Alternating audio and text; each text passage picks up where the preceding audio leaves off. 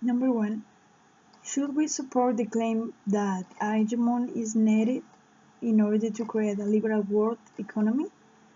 And according to the theory of hegemonic stability, the need of hegemon has to do with the nature of the goods that improves.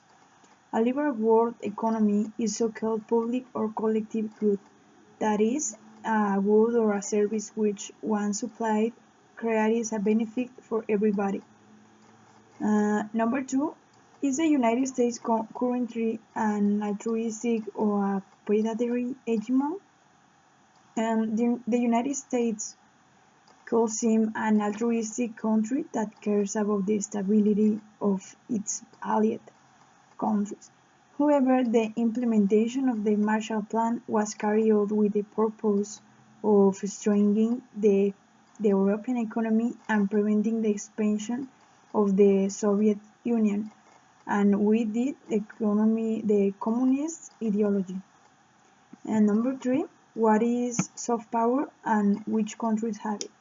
A country may obtain the outcomes it wants in world politics because other countries want to follow it, admiring its value, emulating its example, aspiring to its level of prosperity and openness. In this sense, it is just an important set to agenda in world politics and attract others as it is forced them to change through the threat or use of military or economic weapons. This aspect of power I call soft power. An example of soft power is the United States, obviously.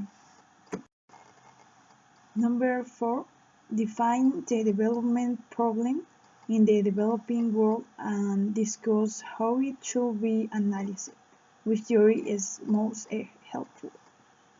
From the Marxist approach, which focuses on the study of developing countries such as Latin America, Africa, and Asia, where they focus on liberal economic ideas, and that before 50 years nobody talks about the development in developing countries and the influence of colonies in the development of these countries. But at the beginning of the colonization, after the 50s, it began to be taken into account as an international issue. Number 5. Can the development problem solve it? According to radical dependency theorists, they affirm that developing in developing areas is possible, but it will only be possible by limiting the inequalities with the capitalist world markets. And finally, number 6, what is economic globalization? What are the benefits and drawbacks of economic globalization? And what are the implications for sovereign statehood? Globalization is the spread and intensification of economic, social, and cultural relations across international borders. This meant that globalization covers almost everything. It concerns economy, politics, technology, communication, and more.